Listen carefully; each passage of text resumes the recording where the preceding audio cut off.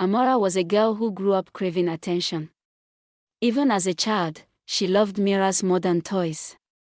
While other kids played outside, she stood indoors adjusting her hair, admiring her reflection, smiling at herself. People joked that she was born to be noticed, and in many ways, they were right. By the time she entered secondary school, her beauty had matured into something powerful. Fair skin, perfect smile, smooth voice, graceful walk, she was the kind of girl who turned a school hallway into a runway. Boys competed to carry her bag. Girls watched her with a mix of admiration and jealousy. Teachers treated her gently, unconsciously drawn to how effortlessly she brightened the room. It didn't take long for Amara to realize that beauty opened doors that effort never did. When you're beautiful, people excuse your flaws. They forgive your mistakes. They overlook your weaknesses. Amara wasn't known for being brilliant or kind or hardworking, she was known for being the hottest girl in school. And she embraced that with her whole heart. She didn't care about being top of her class, she cared about being the top trend of the week. Every school break became a fashion parade. Every event became her moment to shine. She lived for compliments, likes, stares, and whispers. The attention became her fuel. Her pride. Her addiction. When she got into college, her beauty gained her even more admirers. But that was also when she met the three girls who would change her life forever: Mimi, Favor, and Cassie. They were older, louder, richer, and more experienced. They were the queens of nightlife, always dressed in expensive wigs and imported outfits. Everyone wanted to be like them. And when they noticed Amara, her life took a dramatic turn. One afternoon, Mimi looked her up and down and said, "You're pretty, but you're not using it well. Come and join us tonight. Let's show you what real enjoyment feels like." That night, the four of them went to a club. And for Amara, it was like stepping into another universe. The bright lights, the loud music, the smell of perfume and money in the air, it was overwhelming, intoxicating, addictive. The moment she walked in, heads turned. Men stared. Some whispered. Some smiled. Others approached with confidence, offering drinks, money, attention. One man offered her 300,000 naira just to sit beside him. Another promised her an iPhone if she gave him her time for one weekend. Amara felt powerful. More powerful than she had ever felt in her entire life. This wasn't just attention, this was worship. That night changed her. And she wanted more.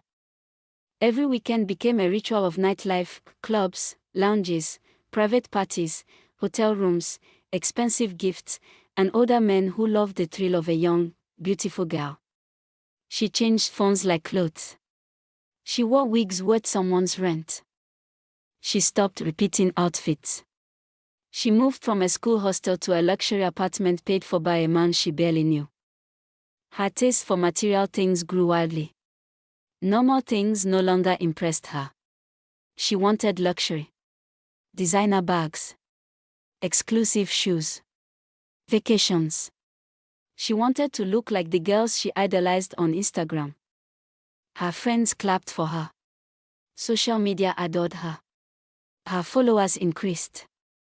Her lifestyle looked glamorous from the outside.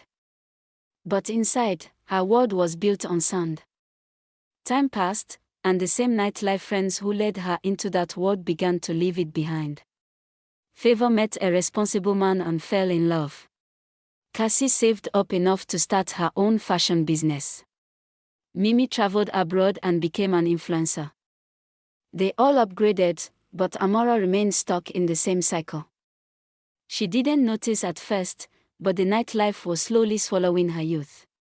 Younger girls replaced her. Men still admired her beauty, but not with the same hunger as before. She was no longer the freshest girl in the club, she was one of many.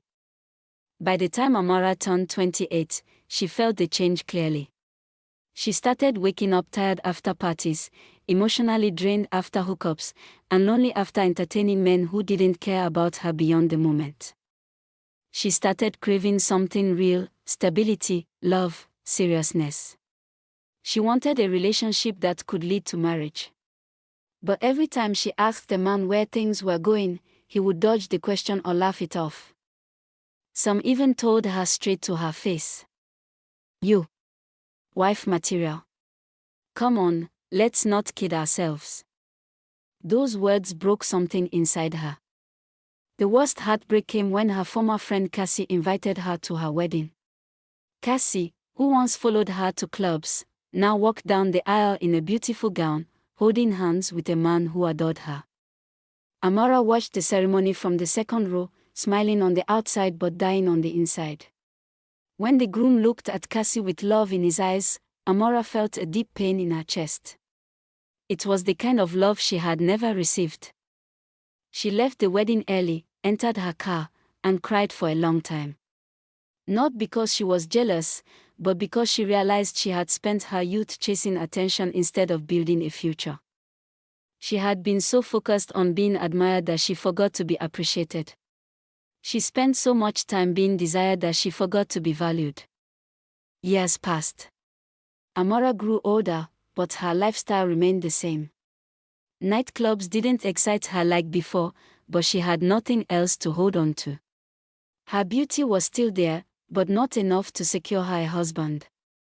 Men came and went, taking pieces of her heart and giving nothing in return. She looked around and saw her old schoolmates raising families, building homes, posting pictures with their husbands and children. And she realized she had traded all of that for temporary thrills.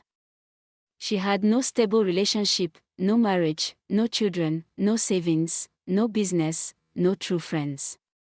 The same people who once praised her beauty had moved on with their lives, leaving her behind with fading memories and empty nights. Amara often scrolled through her old photos, pictures where she looked happy, glowing, unstoppable. But each picture cut her deeply because she knew what lay behind the smile: a young girl chasing validation, not knowing she was losing herself in the process. She whispers to herself, "If only I knew earlier." Her story is a reminder that beauty fades, attention fades, nightlife fades, and material things fade. The gifts she received are gone. The men who admired her are gone. The clubs she dominated have new queens. But the consequences remain. Amara, the hottest baddie in school, eventually became a woman searching for what she once threw away: a future. Her rise was glamorous. But her fall was silent, painful, and irreversible.